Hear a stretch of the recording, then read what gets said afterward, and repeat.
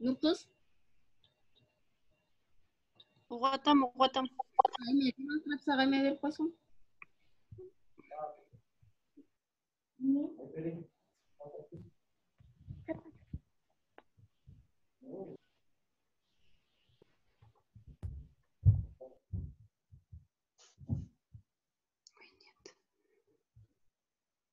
Азыр. Улам жылып кетип атпайбы аяктанчы?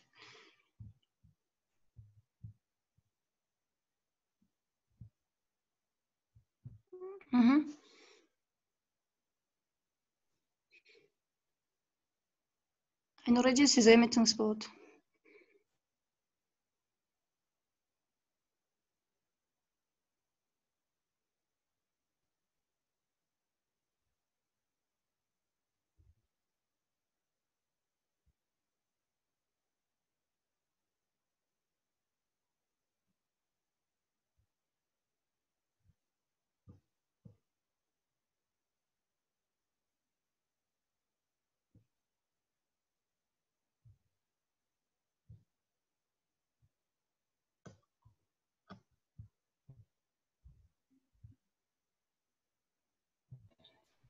Нуркыз өзүң принимать ете бер, калганын, Ооба.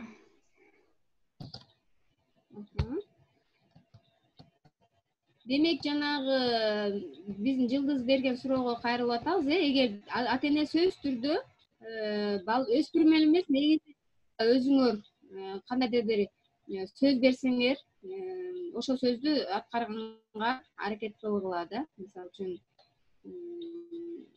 бир нерсе кээ бир ата-энелер бар да, мисалы үчүн мындай өткөн мындай деп айтышат да. Менин балам жакшы окуган үчүн, эми отличник болгон үчүн мен ага телефон алып берем деп сөз берген дейт да. Анан бизде бул сөз бергенин аткарыш керек. Жок, мындай тарбиянын мындай ыкмасы туура эмес деп айтмакмын да. Себеби биз балдарды акча менен, кандайдыр бир буюм менен аларды шыктандырган туура эмес да. Себеп дегенде балада бир кандайдыр бир алып сатуучулук туура эмес жөндөм пайда болот да. Демек, мен жакшы окусам гана телефон болот, демек мен телефон үчүн гана жакшы окушум керек. Демек, окуунун мааниси, маңызы калып калат да. Ошон үчүн кээде дагы бир ушундай бир балдарыңарга сөз берип, андай бир нерсени алып берем же болбосо бир нерсени аткарам деп моюнга алганда дагы туура ошол нерсени туура аткара тургандай, силердин эме финансылык каражатыңар жете тургандай, ошо баланын шык жөндөмүнө пайда келтире тургандай, баланын өсүүсүнө пайда келтире тургандай нерсени айтышыңар керек да. Демек, анда боор-эки ата-энелер, кирген ата-энелер, сиздерге суроо, азыркы тестти баарыңар эле өтүп жетиштиңерби? Же кайталап берейинби?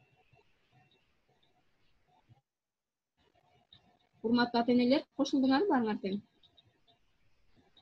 19 киши кошулду. Анан бул жакта азыр бир суроо атат, окуй берсем болобу?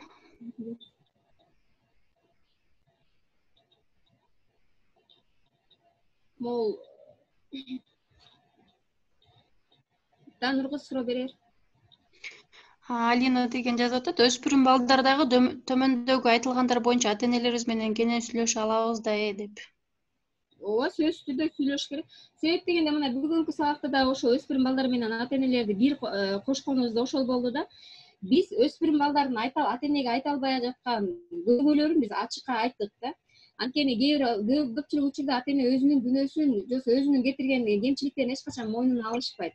Анткени алар дайыма эмне экен, өзүнүн кызыкчылыгы, өзүнүн ыңгайлуулугуна, өзүнүн гана көз карашы менен карап атат да. Ошон үчүн биз балдардын көз карашын көргүлө, балдардын көз карашы менен да ошол көйгөйдү карап көргүлө деген максатта ушул балдардын жанакы ички сезимдерин, ички ойлорун, ички көйгөйлөрүн айтып бердик да. Анткени бул өспүрүм балдардын азыркы мисал келтиргенибиз баардык балдарга тиешелүү.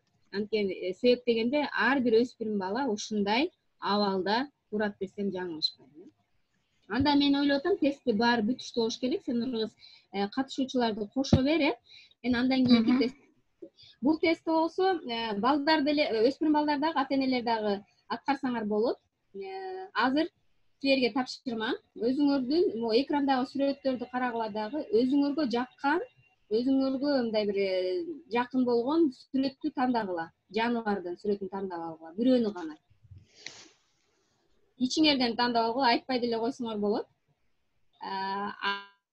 Бул болсо силерге карата мүнөздөмө беребиз азыр. Бул дагы тест, мен дагы айтып кетейин, бул дагы тест. Ошондой мүнөзүм ушундай экен деп эле 100%га ишенип калбайбыз, бирок жакындатылган мүнөздөмө беребиз. Тандадыкпы баарыбыз тең? Өзүңөргө жаккан жаныбарды тандап алгыла, бирөөсүн гана.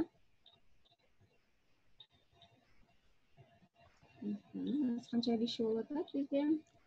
Азыр 19-18. Анда мен жибере берейин, экинчи эмесин жоогун. Андан кийинки улап кете берели. Демек, эгерде эстеп калдыңар, ким кайсыл жаныбарды тандаганыңарды, анда мен силерге жообун коюп берейин да, окуп берейин. Эгерде сиздер тотугушту, папугайды тандаган болсоңор, кимде-ким, сиз аябай сөзмөр, компанияны жакшы көргөн адамсыз. Сизге башкалардын көңүлүн ачуу жагат. Курчап турган адамдар менен баарлашуу сизде кубанычты жаратат. Айланаңыздагы адам күлүп кубанып турса, сиз андан рахат аласыз. Сиз 3 күн үчүн болуп жанып турган, сиз күн болуп жанып турган тамашаны жакшы көргөн адамсыз, ачык, шайыр жансыз дейт. Демек, бул жерде эмне экен? Кимде-ким тотугушту, папугайды тандаса, бул демек шайыр адам экен да, көп сүйлөшкөндү, баарлашканды жакшы көрөт экен. Эгерде сиз дельфинди тандасаңыз, сиз акылдуу, көп окуп, көптү билген адамсыз. Ошондой эле спортту жана спорттук оюндарды жакшы көрөсүз. Эгерде сиздин жакын адамдардын арасында же достор арасында чыр болуп кетсе, сиз чыныгы данакер адам катары аларды элдештирүү аракетин кыласыз. Бул үчүн сизди башкалар жакшы көрүшөт. Сиз тынчтыкты сүйүп, достукту баалай билген инсансыз дейт. Демек, дельфин кандай адамдар экен? Бул акылдуу, анан башкаларды элдештирген, тынчтыкка чакырган адамдар экен да. Экинчи, андан кийин атты, жылкы. Сиз кичипейил, тынчтыкты сүйгөн адамсыз. Мындан сырткары ишти үстүндө жоопкерчиликтүү ишке тыккан, ар бир иштин майын чыгарууга даяр инсансыз. Бул үчүн жетекчилер сизди сыйлашат. Жаңы дос, тамыр күтүү сиз үчүн жеңил дейт. Демек, үй бүлөдө мүчөлөр болсо дагы сиз үй бүлөнүн кичипейил, жоопкерчиликтүү, тынчтыкты жакшы көргөн мүчөсү экенсиз да. Ташбаканы тандаган болсоңуз, сиз аябай боорукер, мүмкүн этөөлө боорукер адамсыз. Башкалардын оң же терс сезимдерин, маанайын губка сымал өзүңүзгө соруп аласыз. Мындан сырткары сиз бир аз тартынчаак болуп, коркунучтан жашынып калууну туура көрөсүз. Сиз өзүңүздү коопсуз сезгенди жактырасыз. Алдыңызга маанилүү максаттарды коюп, бийиктикке умтулуп, ага ишенимдүү кадам таштап келесиз. Өзүңүз кызыккан нерсени токтоосуз жана эки жакты карабай так аткарууга киришесиз дейт. Демек, мындай адамдар эмне экен? Дайыма башкалардын сезимдерин, айрыкча терс сезимдерин өзүнө кабыл алып турат экен да, жүрөгүнө бат кабыл алып турат экен да. Андан кийин дайыма кооптонуп, өзүн коопсуз сезип, өзүн дайыма мындай сактанып жүргөн адамдар экен. Бирок бир нерсеге кызыкса, сөзсүз түрдө токтоосуз аткарат экен. Шашпай бүтүрсө дагы, бирок сөзсүз түрдө аягына чыгарып бүтүргөн адамдар экен. Жолбош, сиз болсо баштаган ишиңизде аны ишке ашыра аласыз дейт да. Сөзсүз түрдө кандай иш болбосун, аны сөзсүз ишке ашырып алышат дейт. Сиз эр жүрөк жана эч нерседен тайманбаган, кыйынчылыктан качпаган, чечкиндүү адамсыз. Кандай гана кыйынчылык болбосун, аны чакырык катары кабыл алып, жолбош сымал тез гана жеңүүгө умтуласыз дейт. Демек, мындай адамдар жолбоштун мүнөзүнө окшош экен. Анда кымбаттуу катышуучулар, мен силерден дагы кайтарым байланыш алып турайын. Мени угуп атышабы, сабак кызыктуу болуп атабы, чатка жазып турасыңар. Эгерде ушул тесттер туура болду, силерге туура келдиби, ошолорду жазып койсоңор болот. Түшүнбөстүк, бул жакта ата-энелерден жазып атат окшойт. Түшүнбөстүк, ата-энелер балдарды угушпай эле уруша беришет. Ооба, туура. Мен азыр ошол жөнүндө да айтып кетким келип атат. Чындыгында айрыкча өспүрүм курактагы балдар өздөрүнүн жанагы физиологиялык, эмоционалдык өзгөрүүсүнө жараша балдар сөз көтөрө албай атышат да. жинденип атышат, ата энесинин талаптарын мурункудай тил алып аткарбай коюп атышат да. Анан ошол себептен ата энелер көпчүлүк ыкманы урушуу менен башташат да. Эмне тил укпай калдың, сен эмне чоңоюп калдыңбы дегенчи. Ошондой сөздөр кеткенде эле бул туура эмес да. Бул баланы баягы ата энеси менен туура эмес мамилеге, ата энеси менен сүйлөшүү ыкмасынын четке чыгышына, же болбосо сүйлөшүү ыкмасынын бузулушуна алып келет да. Анан балдар дагы баягыдай эме болуп калат. Мени баары ата энем уруша берет, мени укпайт. Урушса берсин, бул биринчи эле жолу эмес деп эмкиде дагы андан тескери нерселерди жасап башташат да. Ошон үчүн ата энелер сөзсүз түрдө балдардын эмоционалдык абалына көбүрөөк көңүл бургула да. Балаңыздын көңүлү чөгүп атабы, эмнеге чөгүп атат, капаланып атат, эмнеге капаланып атат, жакыныраак, достошуп сүйлөшкүлө да. Андан кийин дагы бир суроо келип атат. Бул жакта WhatsApp'ка жиберип атат окшойт. Айнура, бат чоңоюп бараткан балага этияттап мамиле жасай баштайт экенсиң дейт. Ооба, туура. Сөзсүз түрдө ошондой мамиле жасалышы керек.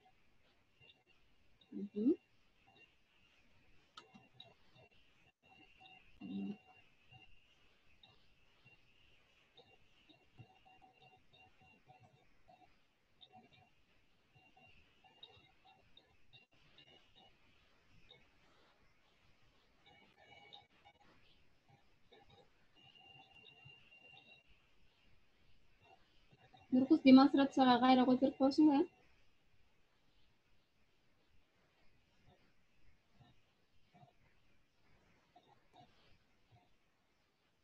Нуркуз.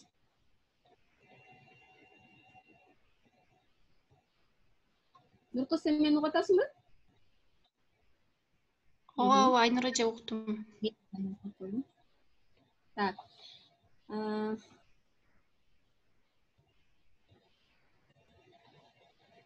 Демек, бул тест боюнча менимче баары жазып чыгышты окшойт, андан ары уланта берели.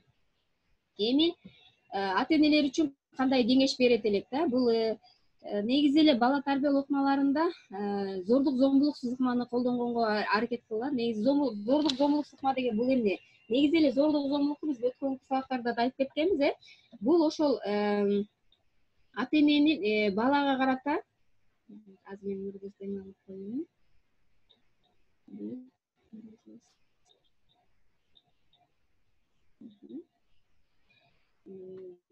Эгерде баланын денесине залал келип атса, оорукчунду бир жерге катышып алсаңар, же болбосо баланын аң сезимине доо кетирип, кандайдыр бир күйгүлүктүү аттарды коюп, шылдыңдаган аттарды коюп, бирөөнө теңеп, же болбосо кемсинткен сөздөрдү жасап аткан болсоңор бала тарбиялоо ыкмасында, демек бул силер зомбулук менен тарбиялап атасыңар да. Зомбулуксуз ыкма деген бул эмне? Ошо баланын денесине да зыян келбестен, аң сезимине да зыян келтирбестен, баланын шык жөндөмүн арттыруу менен, баланы туура жолго үгүтөө менен, балага өзүнүн басып өткөн тажрыйбасы менен бөлүшүү менен, өзү көргөзүп жасап берүү менен тарбиялоону биз зомбулуксуз тарбиялоо деп айтабыз да. Ошон үчүн эң биринчиден ата энелер баланы тарбиялап атканда биринчи өзүбүздү тарбиялашыбыз керек. Эгерде мен бала тарбиялап аткан учурда мен өзүм туура эмес эреженин бузган, же болбосо туура эмес нерсени аткарсам, мен анда туура тарбия бере албайм. Анткени себеп дегенде бала ата энени көрүп, көпчүлүк учурда ата энени көрүп тарбияланат. Үйдөн эмнени көрсө, башка жактан да ошол нерсени аткарат да. Ошон үчүн эми өспүрүм балдар менен кандай мамиле кылышыбыз керек? Бул жерде суроо айтылып кетти. Урушпастан ошонун ички сезимин билип эмне кылышыбыз керек? Ата энелер сөзсүз түрдө балаңызга укканды үйрөнүңүз, балаңыздын жанына отуруп. Мисалы үчүн көпчүлүк учурда ошо ата энелер ушуну көп нерсе жасашпайт. Азыр да бизде карантин болуп, көпчүлүк ата энелер баарыбыз тең үйдө отуруп калдык. Балким балаңарды башка жагынан таанып билип атат болушуңар керек. Бирок буга чейин баардыгыбыз тең жумушта жүрөбүз дагы, кечинде келебиз, чарчап келебиз, тамак жасайбыз дагы. Аталар болсо телевизордун алдында, энелер болсо тамак менен, балдар менен сүйлөшкөнгө эч кандай убакыт коротушпайт да, ошо убакыт бөлүшпөйт. Өспүрүмдөргө ошондой учурда, өспүрүмдүн убагында эмне керек экен? Сүйлөшүп, баарлашуу керек экен. Себеп дегенде баягы ички сезимин чыгарып туруш керек, ички толкунунда аңганын чыгарып туруш керек. Өзүнө сырдашкысы келип атат, биринчи сүйүү келди демек ал айткысы келип атат, ичине батпай атат да. Анан ошонун баарын эгерде ата эне убагында камап калып, ошону сүйлөшүп, ошону укканды үйрөнбөсөк, ал эмне кылат? Бала көчөгө кетет. Ошо уга турган адамды издеп кетет да. Ошон үчүн биз балдарды колубуздан чыгарып алабыз. Эмне кылыш керек экен? балабыздын уккан үйрөнүшүбүз керек экен. Биз аны түшүнгөнүбүздү көрсөткөнгө аракет кылышыбыз керек. Жөн гана угуп отурбастан эмне кылабыз? Чагылдыруу укмасы деп коет. Баш ийкеп, деп угуп атканыңызды анан деп тиги сөздүн аркасынан балаңыз кайра дагы улантып кеткидей кылып улам эме коштоочу суроолорду берип тургула да. Денеңиз маңдайкеске отуруңуз, жакыныраак отуруңуз. Алыстан туруп утканда бул демек бул эме аралыктагы көп маанини билдирип түшүндүрөт да. Баарлашуудагы бизге туура эмес нерселерди, туура эмес тиги тоскоолдуктарды жаратат да. Ошон үчүн балаңызга жакыныраак келип, балким отуруп алып, жанында отуруп, анан эмне болду, ушундай болду деп мындай чагылдыруучу суроолорду балаңыз сизге сүйлөп бергидей кылып, ынандырып угуңуз да. Анан балага өзүңөрдүн сезимиңерди да билдирип туруңуз. Мисалы үчүн балаңыз сүйүнүчтүү бир жакшы өзү сүйүүнүп айтып берип атса, сиз кошо сүйүнүңүз. Демек сиз муну менен эмнени түшүндүрөсүз? Балаңыздын сизге айтып берип аткан окуясы же болбосо кандайдыр бир сөзү сиз үчүн маанилүү экенин, балаңыздын сезимдери сизге маанилүү экенин көрсөтөсүз да. Ошондо балаңыздын сизге болгон ишеними артат. Эмкиде дайыма сизге өзүнүн сырын бөлүшөт. Апам мени угат, мени түшүнөт, мени колдойт, мага кеңеш берет деп айта баштайт да. Анан балага анын окуясы же айткан туура түшүнгөнүңүздү далилдеңиз. Мисалы үчүн бир окуяны айтып бердиби, кайра ошону кайталап коюңуз. Демек бала мени угуп атыптыр, апам деп эмне кылат экен, ынанып, андан ары дагы уланта баштайт экен. Балким ошол сүйлөшүп аткан учурда эле балким балаңызга ошо баягы азыркындай суроолор берсеңиз, балким балаңыздын ичиндеги бул бушайман болуп өзүнө өзү жооп таба албай аткан нерсени сизден жооп сурап атса, сиздин суроо берүүңүз менен бала кайра өзүнүн суроосуна өзү жооп таба алат да. Биз ошого да алып келебиз. Андан кийин баланын жүзүн анын дене боюна кылдап көз салып туруңуз. Мисалы үчүн балаңыз менен сүйлөшүп аткан учурда көбүнчө балдарын ички сезимди билгизбейт экен. Кайсы учурда капаланып атканда көпчүлүк баланы билгизбейт. Эмне болду десе, эч нерсе болгон жок. Анан бирок сиз ички туюмуңузда сезишиңиз керек. Кантип билебиз аны?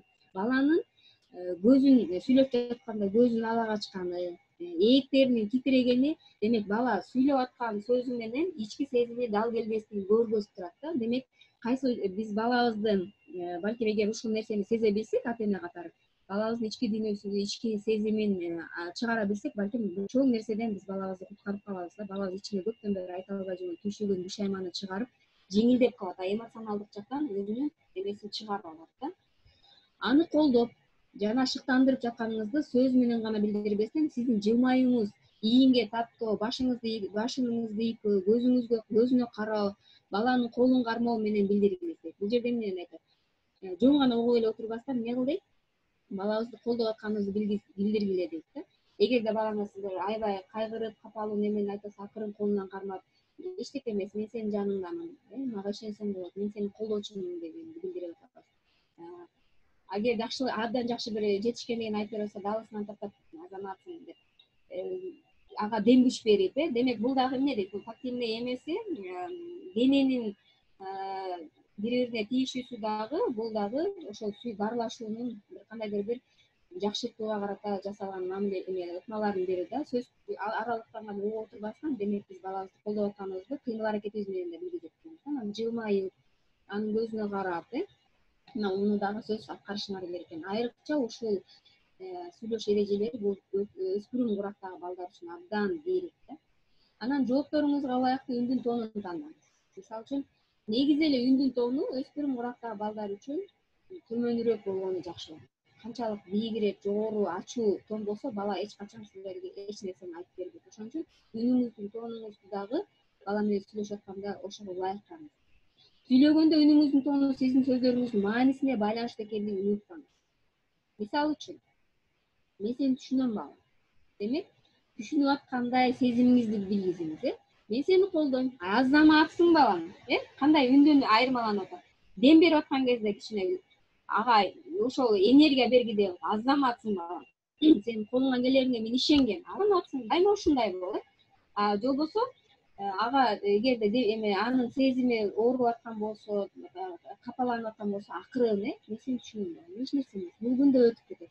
Демек эмне экен? Ата эненин сүйлөшүү адебинен баштап үнүнүн тонуна чейин балага жасаган мамилесинин баардыгы тең ошол биздин сүйлөшүүбүздү балабыз менен мамилени жакшы курганыбызга чоң таасирин тийгизет.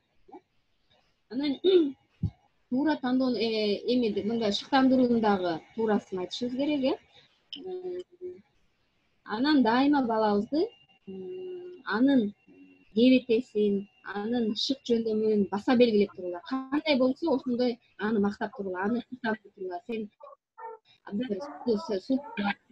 шайды кандайдыр бир жакшы бир сапатын аныктап көргөзүп турула балага кайра ошол сапатын, ошол жөндөмүн. Бала башка өзүндөгү жетишпей аткан эме мүнөзүнө карата, шык жөндөмүнө, келбетине көңүл бурбастан өзүнүн жетишкен жагы бар экенине көңүл буруш керек да көбүрөөк. Биз ошого түрткү берип турушубуз. Анан сүйлөшүүнү улантып, ага кызыгууңузду билдирдиңиз.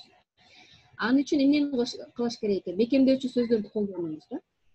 Бул үчүн талкууланып жаткан темага кыска фразаларды лайктуу мисалдарды айтсаңыз болот. Ай, койчу ай, ошондойбу жана башкалар. Демек, бир аз тамашага да салып сүйлөгөндү үйрөнүшүбүз керек экен ата-энелер. Сөзсүз ушундай колдонулат. Анан дагы бир биздин азыркы өспүрүм курактагы балдардын жакшы бир эмелери бар. Муну мен көпчүлүк биздин ата-энелерге салып атканда көп жаш ата-энелерден байкайм да. Азыркы жаштардын тилинде сүйлөшөт да. Мисалы үчүн учурашканда да баласы менен привет, же болбосо мындай колдору менен чабышып, супер деп мындай бир кандайдыр бир азыркы жаштар тилиндагы мен өчүртпөйүн, секин алайлы. Өспүрүм курактагы балдар өзүнүн курагындай. Демек, ошо көбүрөөк кызыгат да. Демек, менин ата-энем менин тилимди мен ага ишенет экен деген ишеним пайда болот, кызыгуу пайда болот да. Демек, бул кантип сүйлөшүү эрежесин түшүнүп алдык, Анда ата-энелер силерде суроо барбы азыркы сүйлөшүү эрежелери боюнча? Колуңуздан келеби ошону аткарганга? Ушул нерсени жасап жүрөсүңөрбү? Же болбосо өспүрүм балдарга да суроо берейин, айта бериңиздер. Айнур эже, бул жерде бир суроо келген жана окуйн. Сабак аябай кызыктуу болуп жатат дейт Наргиза, рахмат. Анан кийин дагы бирөөдөн атасы менен баласынын ортосунда конфликтке апасы аралаша алабы дейт. Туура суроо. Бул негизи эле бала тарбиялоо ыкмасында үй бүлөдө ата-эненин бала тарбиялоо ыкмасы бир болуш керек да. Бир жакты көздөгөн болуш керек. Эгерде үй бүлөдө баласын атасы тарбиялап аткан учур болсо, эч качан апасы кийлигишпеш керек. Эгерде апасы тарбиялап атса, ага атасы туурадан чыгып кийлигишпеш керек. Кайсы учурда кийлигишсе болот? Эгерде атасы тарбиялоо учурунда балага кол салып атса, зомбулук катары ыкманы колдонуп атса, ошол учурда гана кийлигишип, ошо зомбулукту токтотконго гана кийлигиш керек. Антпесе апасы тарбиялап берген нерсе, апасы тарбия берип аткан ыкманы атасы кайра өзгөрткөндө балада эмне пайда болот? Демек, балада баягы эгоист, эки жүздүүлүк пайда боло баштайт да. Демек, апаман тил угам, бирок мен чуркап барып атаман жардам сурап алсам, менин атам мени коргоочумун деп. Демек, апасынын сөзүн кулагына илбей калат да, апасын теңине албай калат, мындайча айтканда. Же болбосо атасын да. Ошон үчүн үй бүлөдөгү тарбия берүү стили ата-эненин экөөнүн тең бирдей стилде болуш керек. Бири болушчак, бири урушчак болгон деп турам. Ошол тарбияда учурда дагы мисалы үчүн ал атасы тарбиялап бүткөндөн кийин эгерде бир кандайдыр жетишпестик болуп калса, энеси атасына айтып, ошол нерсени атасы менен чечиш керек, балага эмес. Же болбосо атасы энесине айтып чечиш керек, кайсы жерден катачылык, кемчилик келтиргенин. Демек, ата-эне бири-бири менен сүйлөшүш керек экен. Баланын көзүнчө эч качан бири-биринин баягы мындайча айтканда авторитетин түшүрбөш керек да. Демек, ата катары, эне катары аны баласы эмкинде анын сөзүн бийигирээк көрбөй укпай калат да. Бул каталыктардын бири да, катачылыктын бири. Ошондой эле чоң энелер бар. Анткени азыр биздин менталитет боюнча биздин кыргыздардын үй бүлөлөрүндө көпчүлүгү чоң эне чоң ата багып атат. Анан чоң эне чоң ата баккан балдар эрке болгону, ата-энесинин сөзүн укпаганы, тил албаганы да ошондон да. Анткени баланы тарбиялоо бир чоң эне башка ыкма менен тарбиялап атат, эркелетип болгон нерсенин баарын аткарып берип атат. Баласынын сөзүнөн, оозунан эч нерсе чыга элек деле ошону бере калат да. ата эне болсо андан кичине катуураак башкарат. Анан ошон үчүн бала эмне экен, чоң эне чоң атасын эркелеп, өзүнүн ата энесин башибей калганда ошол да. Дагы суроолор бар бекен? Бир кыз окуп кое берсең болот.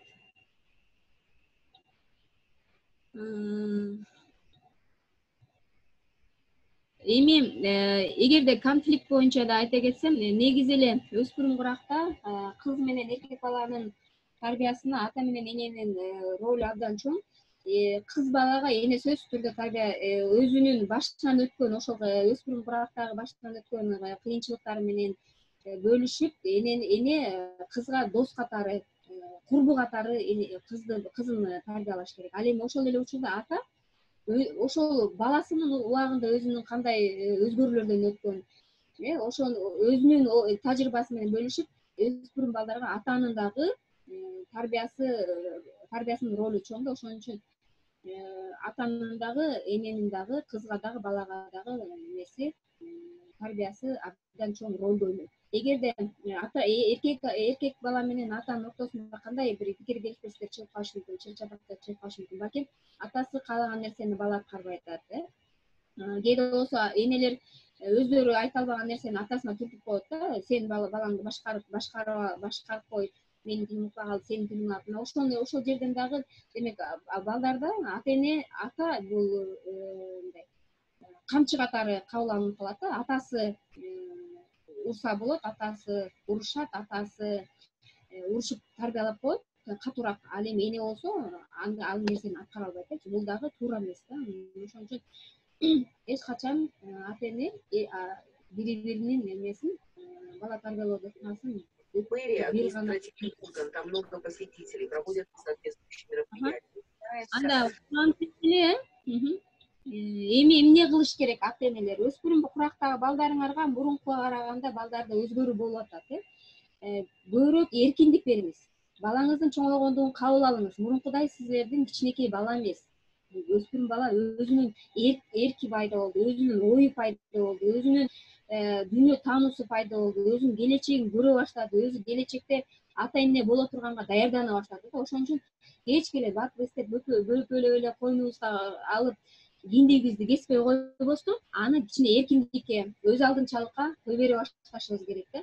Бул айрыкча бул энелерге айтат элем. Анткени бизде көпчүлүк тилекке каршы ар кандай үй бүлөлүк шартка байланыштуу жалгыз бой энелер көп да. Анан баласы аял алгы чакта деле коргоп, балапан болуп, буртооктой болуп коргогон апалар бар. Бул туура эмес. Биз эмне кылып атабыз бул жерден? Кандай катачылык кетирип атабыз? Биз балабыздын эркин болушуна, өз алдынча болушуна, өзүнчө оокат кылып кетишине биз тоскоолдук жаратып койдук да. Биз өзүбүзгө абдан буртоокчо кармап алдык. Бул туура эмес. Ошон үчүн өспүрүм куракта бала өткөн мезгилге келип баштаганда эле аны эмнеге эркиндик бере башташыбыз керек экен. Анын кичине кезинде эле жакыныраак кармап албастан балаңызды өз алдынчалыкка тарбиялаңыз дейт да. Анан бул эмнени алып келет дейт? Эгерде балаңыздын сизге баш ийбестигин алып келет. Балаңыз баш ийбей баштаганды бул эмне? Сиздин камкордугуңуздан куртулууну унутмаса, тажай башташат. Андан кийин насаат айтпаңыз. Ашыкча насаат айта бербеңиз. Өспүрүмдөрдүн көпчүлүгү ата энесинин адеп ахлак айтууда тажаткандыктан кыжырданышат. Байланыш тилиңизди өзгөртүңүз. Токтоо, сылык сүйлөңүз.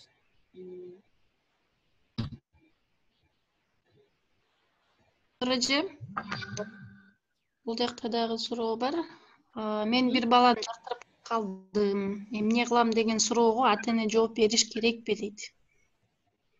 Жооп бериш керек сөзсүз түрдө. Анткени биз буга чейинки жана ошол суроо каяктан келип чыкты? Өспүрүм балдар, ошол айрыкча бул кыздар берген суроо болчу. Мен атам менен ошол жөнүндө сүйлөшкүм келет дейт да. Мен ошол баланы жактырып калдым. Ошол өзүмдү кандай алып жүрөм, кантип жасанам, кандай кийинем, ага жагыш үчүн эмнени кылсам болот деп кеңешким келет, курбу катары сүйлөшкүм келет дейт. Бирок апам мени укпайт. Сага менин кимин коюптур деп укпай койгон үчүн мен айта албайт. Мен аны кимге айтам? Чындыкта ал кыз кимге айтат апасынан башка? Курбусуна айтат. Курбусуна айта албаса, ата энесине айта албаса, анда кимге айтат? Ал абдан кыйналып жүрөт да. Балким ошону билбегендиктен да башка туура эмес нерселерди аткарып алышы мүмкүн, туура эмес иштерге барып алышы мүмкүн. Ошон үчүн апа өзүнүн башынан өткөн биринчи сүйүүсү тууралуу да айтып бериши керек. Себеп дегенде ата-эне ошол убактан өзүбүз да өткөнбүз. Балабыздын кандай абалда экенин, кандай абалда болуп атканын өзүбүздүн жан дүйнөбүздөн сезип билебиз. Кандай оор экенин ага, ошон үчүн сөз түрдө айтып бериш керек. Анан жанакы өзүнө өзүнө кол салгандын дагы бир себептеринин бири ошол суроо жок калган күйдөн да болот. Кээ бир балдар үчүн бул өтө оор кабыл алат дагы. Эгерде ошол жакшы көрүп калган адамы аны жакшы көрүп карабай койсо, аны ошол нерсени оор дагы берип койсо, ошол үчүн дагы жанын кыйган өспүрүмдөр бар. Ошол себептен сөз түрдө ата-эне балаңарга ошол суроону бердирбестен айтканга аракет кылгыла. Эгер ошол суроону берсе, өзүңөрдүн башыңардан өткөн окуяны айтып берип, кызыңызга кеңеш бериңиз, балаңызга кеңеш бериңиз. Кандай кийиниш керек, кандай жүрүш керек, өзүн кандай караш керек, кандай мүнөздү ишке ашырыш керек, кандай жөндөмдөрдү ишке ашырыш керек, ошондой баардыгын үйрөтүш. Анан Айнура эже дагы бир суроо келди мага лично жазышты да. Эгер китеп окуп түшүнүгүңдү айтып бере албай жатсаң, ата-энең сени урушуп кемсинткени туурабы дейт. Туура эмес.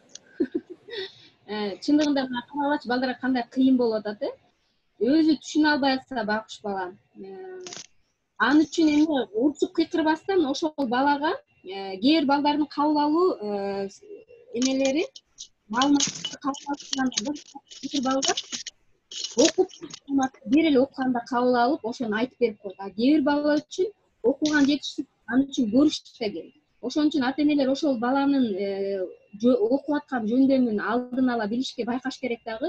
Эгерде баласы окуп эле түшүнбөй атса, ага өзү түшүндүрүп айтып бериш керек. Китепти кайра окуп бериш керек. Анда түшүнбөйсө көргөзүп бериш керек.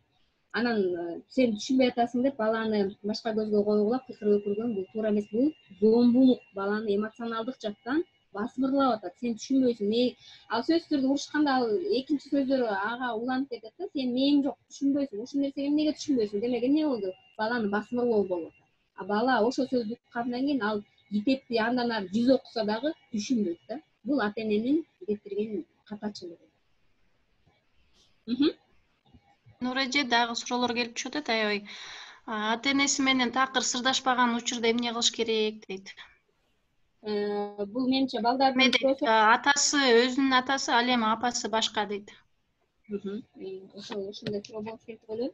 Менимче бул эми ошо баланын суроосу болуп келет, ата-энеси эмес. Анткени ата-эне мен башында айткандай баары супер, баары жакшы деп ойлойт да. Мен жакшы эле тарбиялап атам, мен депчи. Анан качан гана балдардан ушундай кайгы байланыштар балдардын ойлоп түшкөндө анан ойлоно баштайбыз да. Демек мындай эмне кылыш керек? Бул жерде эми ата-эненин дагы бир кандайдыр бир кыймыл аракети жасаш керек балага карата.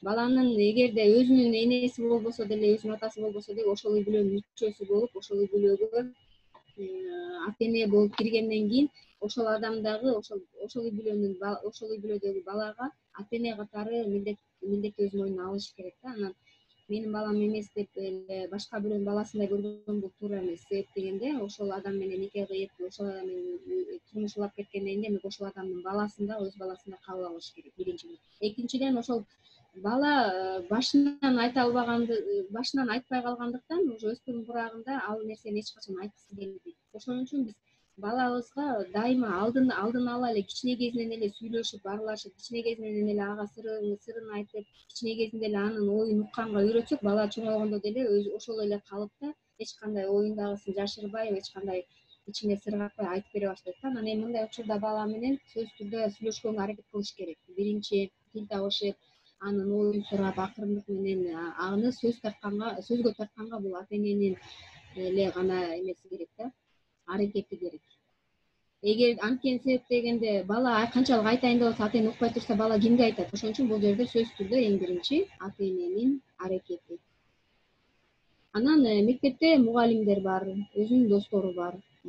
Балким туугандарынын ичинде бир жакшы көргөн, сырдашкан тууганы бар, эжеси бар, балким эжеси бар, тайкеси бар билген. Ошолорго сырын айтыш керек. Демек, ошол суроону бергенден кийин демек балада кызыгуу, шаттануу, ошо суроо сезимин айткысы келген бир көйгөй болуп атат да, ошол көйгөйдү укканга аракет кылыш керек ата-эне. Дагы бир бизде азыр 4 мүнөт калды да, акыркы суроону окуп коеюн, аябай суроолор болду да. Мугалим менен баланын ортосунда мамиле начар болсо, ата-эне кандайча аракет кылуусу зарыл дейт. Бул жерде мугалим менен баланын ортосунда мамиле кандайча начар болуш керек? Бул жерде мугалим менен баланын ортосундагы мамиле только мектептеги билим жаатындагы мамиле болуш керек да. Ал эми тарбия, үй бүлөлүк тарбия бул ата-эне менен баланын ортосунда гана болот. Анан эгерде бала окуудан жетишпей, билим жагынан аксап, ошол жагынан мугалим менен мамилеси начар болуп атса, анда ата-эне балага билим жагынан шарт түзүп, ошол эмне жетишпей атат, ошо мугалим менен байланыштуу болуп, бала менен мугалимдин ортосундагы пикир келишпестик эмнеден келип атканын аныкташ керек да. Бул жанакы биздин үч бурчтуктай да. Мисалы үчүн бул жакта мугалим, ата-эне, окуучу турат. Ошол бири менен дайыма байланышта болуп туруш керек. Анан ошол пикир келишпестиктин чыккан себептеринин дагы бири эмнеден? Бул алдын ала ата-эне окуучуларга өзүнүн баласынын жанагы собранияларына барбайт, мектептеги жашоосу менен илişи жок. Анан качан гана көйгөй толуп, ата-эне менен мугалим менен ортосундагы көйгөй чыкканда гана ата-эне кийлигише баштайт да. Болушу катары кийлигишет да. Бул да туура эмес. Ошон үчүн алдын ала мектепке аттагандан баштап ата-эне сөзсүз түрдө мектеп менен байланышып туруш керек. Баланын окуусу жөнүндө кандай мугалими бар, кандай классташы бар, билимден кайсы жерден жетишпей атат, кайсы жеринен күчтүү балам, сөзсүз түрдө класс жетекчиси менен байланыштуу болуп туруш керек. Мектепте балам кандай өзүн алып жүрөт. Демек, бири менен байланыш болбогондуктан жанагындай пикир келишпестиктер келип чыгат да. Анан эгер пикир келишпестик келип чыккандан кийин сөзсүз түрдө аны чечүүгө аракет кылыш керек. Мугалим менен сүйлөшүш керек, бала менен сүйлөшүш керек, үчөө бир жерде сүйлөшүш керек да, бири-биринен угуу эмес. Нургуз, анда биз эгерде убакыт аз калса, анда мен азыр 2 мүнөттөй убакыт калды. Анан дагы жанагы суроо боюнча жазган улантысын жазган окшойт да. Атасы өзүнүн атасы, ал эми апасы башка. Бул бала тапкандыкы эмес, баккандыкы дегенге кандай карайсыз? Мени чоң атам, чоң энем баккан дейт. Ата-энем менен ата-энемдей мамиледе эмесмин, өтө жакшы сүйлөшө албайбыз дейт. Жана ошол эле суроону улантыш экен да. Мен жана айтпадымбы башында, ошол көпчүлүк учурда ата-энелер балага башка, чоң эне, чоң ата башкача мамиле кылат да. Анан мен биздин айтканбыз да, үй бүлө деген бул ким? Үй бүлө нике аркылуу түзүлгөн, кандары бир, ошол никеден жаралган балдардын топтому, бир система да. Бул система болгондон кийин, демек, өзүнүн ата-энеси өзүнүн балдарына өзү жооп бериш керек. Өзүнүн ата-энеси баласына өзү тарбия бериш керек. Анан акыркы жанагы чоң эне, чоң атасы баккан балдар ата-энесине кичине таш боорураак болуп калган себеби эмнеден? Ал балада деген таарыныч бар да. Демек, менин ата-энем мени жактырбай, мени жаман көргөн экен, ошол үчүн менин чоң эне, чоң атам баккан экен. Эмнеге менин ата-энем өзү баккан эмес да? Ошондой бир таарыныч бар, кусалык бар, эненин мээрими бөлөкчө, чоң эне, чоң атанын мээрими бөлөкчө, өзүнүн ата-энесинин мээрими бөлөкчө да. Ошол өзүнүн ата-энесинин мээримине тойбой калган балдарда ушундай бир өзүнүн ата-энесине болгон капалык, кусалык, таарыныч, жиненүү сезим бар. Ошон үчүн Айнур эже, кечиресиз. Уже өчүп калат, азыр жыйынтыктап коесузбу, Сен эме кылсаң, суроолордун баарын эметебиз, бирок эмеге Facebookка жооп жазабыз, Анан демек, балдарыңар менен эмне кылыш керек экен? Сүйлөшкөндү билишибиз керек экен. Дайыма сүйлөшүп тургула. Ага эркиндик бергиле, компромисске баргыла өспүрүм балдарыңар болгондон кийин. Чыр-чатак болуп калды, ал чыр-чатак токтош үчүн силер чоң адам болгондон кийин биринчи силер чыр-чатак токтотконго аракет кылгыла. Акылдуу адам дайыма жол берип турат, Каардануунун кереги жок.